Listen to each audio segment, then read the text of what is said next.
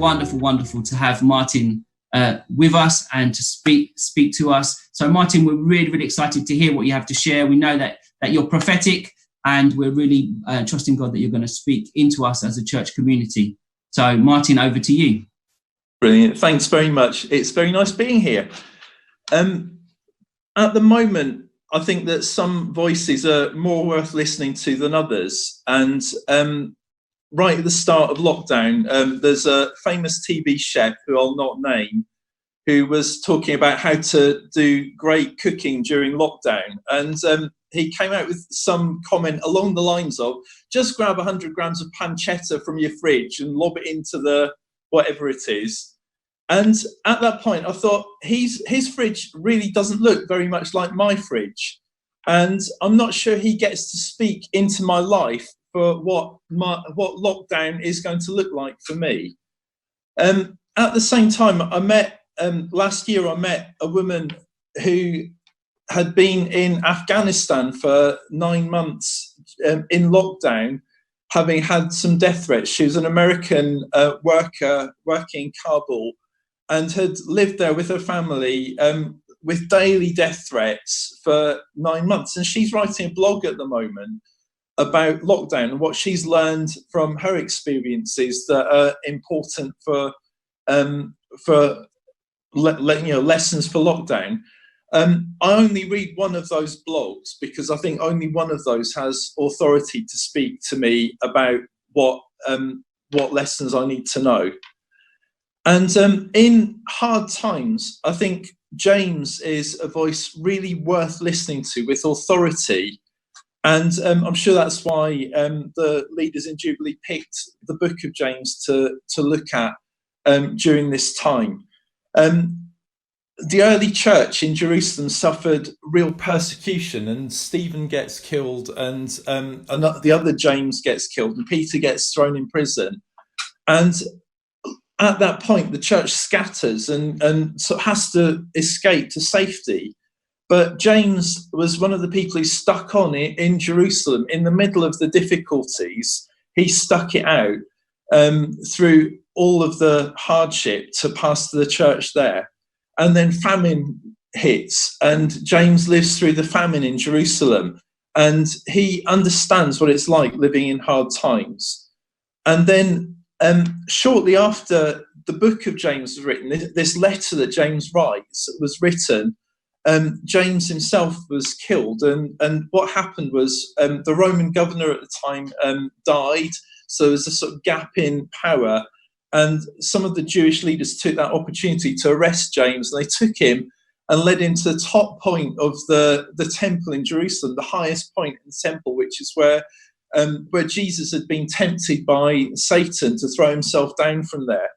The Jewish leaders dragged him up the stairs to the top of the temple, and then pushed him over, and he fell from this high point in the temple. And when he landed, he didn't die outright. So some of the Jews at the time gathered around him and stoned him to death. And as he was dying, as he was being stoned to death, he was shouting out that he forgave the people who were murdering him. I think this is the kind of voice that we need to be listening to during lockdown, during hard times that we face. He's got authority, and he's writing to a church that's been scattered. And if you think about what scattering means, it's easy to sort of skip over things like that. But that means that the church who had been all together, they can't meet anymore. They're in different places. They're living with missing people who'd been close friends to them before. They've lost a lot of their security. They've lost their comfort. They don't know what the future is going to hold. And writing to this scattered church, he's writing about how they're facing trials and testing of their faith, and he's teaching them how to be mature and persevere and not doubt. And when you think about James in this context, it's not a nice theoretical letter. It's a very solid, real letter addressing some very hard facts to people who are living with a lot of danger, uncertainty, and discomfort. And in the middle of that, he writes about how important it is to know that we've got an anchor. And he talks about our circumstances, and you've probably looked at this over the last few weeks, but he talks about people from humble circumstances, and he talks about people who are rich. And he just says, don't put too much confidence in your position, because it can all change very, very quickly. That's something we've found right at the start of lockdown. I was really worried about some of our refugee friends. So I was phoning them up saying, are you going to be okay during lockdown? Are things going to be okay for you? And lots of them said the same thing, which was, we've lived through wars already. We sort of know what to do. Don't worry about us. If you need any food, we've got loads in already. Come to us and we'll give you food. And it's very much different how I was expecting things to be.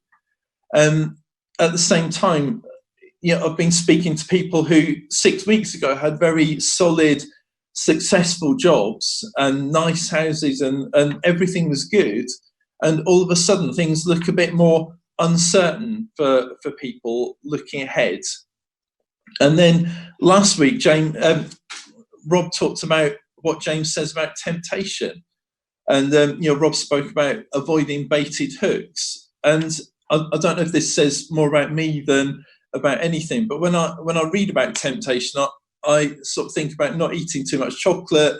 I think about not just lying in bed all day. I think about not watching the wrong stuff on telly, and that sort of temptation. But actually, in the context that James is writing to, perhaps some of the temptations of being scattered or being in a difficult time were quite different.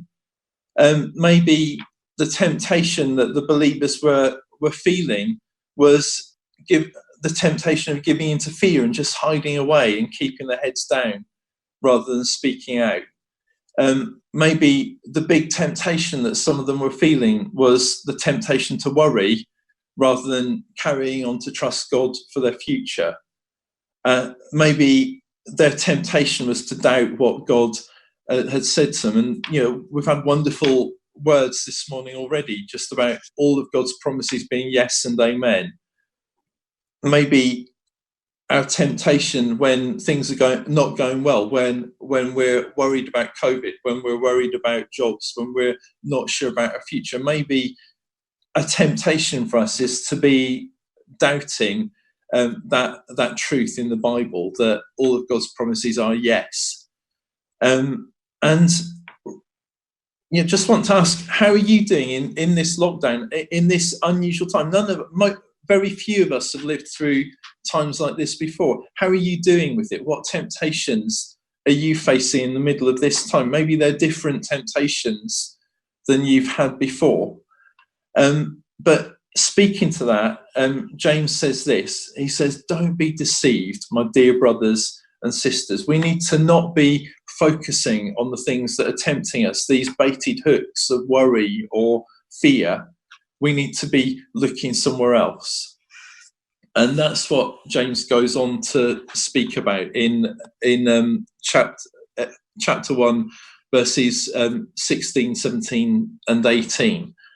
So he starts by saying, don't be deceived. Don't look at the temptation. Don't look at the baited hooks, but look somewhere else instead. Look at God instead of the temptation. It's not that we need to wrestle temptation in a vacuum. We've got somewhere else to put our eyes. We don't just need to be trying not to look at the baited hooks. We need to be looking somewhere else, actively looking towards God instead. And then he goes on and says something wonderful in verse 17, which is this: every good and perfect gift is from above, coming down from the Father of heavenly lights, who does not change like shifting shadows. Okay. Circumstances can change, and we're finding circumstances can change very suddenly. Seasons change. We go from autumn to spring, to winter to spring. Seasons change, but also seasons in our lives change, and we don't always know what's coming next. We can be in a season very, where everything's good, everything's easy, and then suddenly we're in a different season. We're facing trials.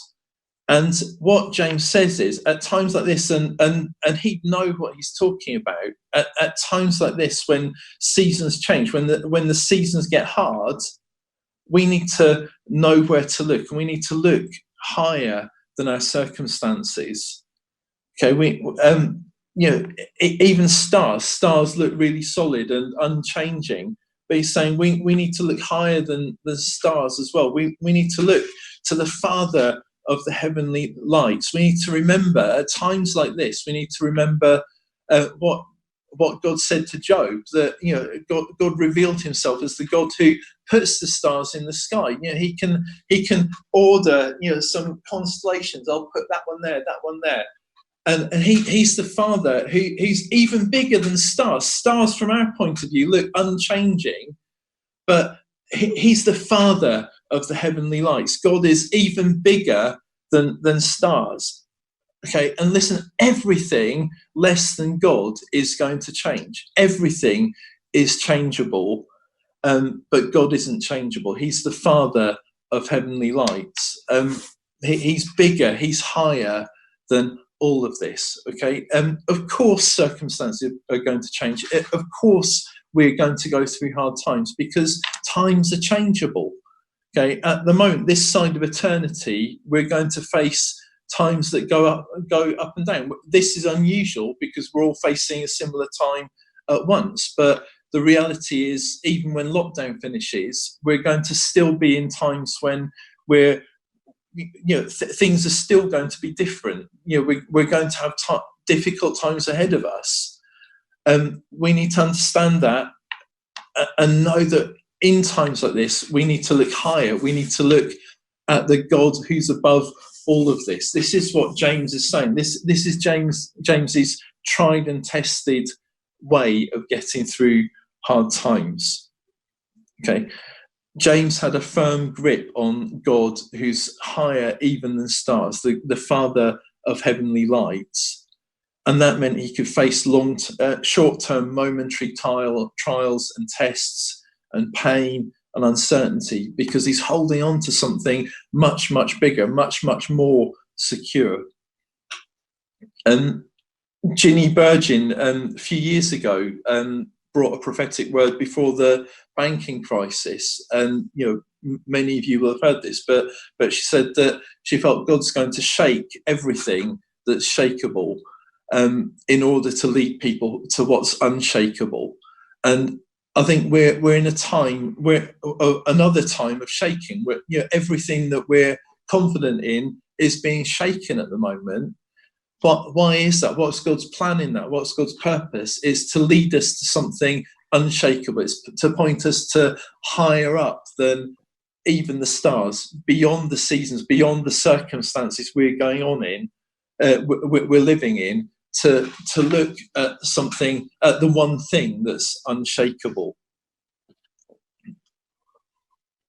I heard another amazing prophetic word a few years ago, and it was a picture about someone feeling like they were clinging onto some driftwood in the middle of a huge ocean, and feeling like they're clinging onto this bit of security. And saying, God, why aren't you rescuing me? I feel so unsure at the moment. I feel so vulnerable. I'm just clinging onto this little bit of truth in the middle of this huge ocean. And then God spoke into it, and God said, actually, the thing you're clinging onto is your circumstances. The ocean is my grace and my sovereignty. And we need to have that perspective. What we're clinging onto at the moment is so small. It's so temporary. We need to cling on to and be rooted in the solid truth that God is eternal. He's unchangeable. He everything else will change. Shadows turn, seasons come, shadows change. God remains unshakable. He's the only one the only thing who never changes. Okay.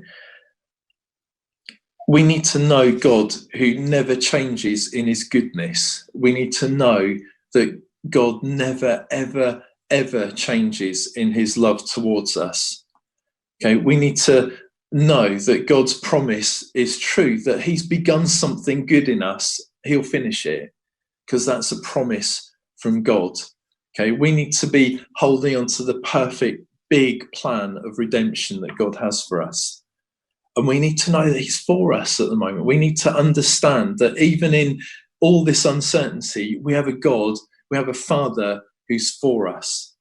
Okay, James goes on and says, he chose to give us birth through the word of truth, that we might be a kind of first fruits of all he created.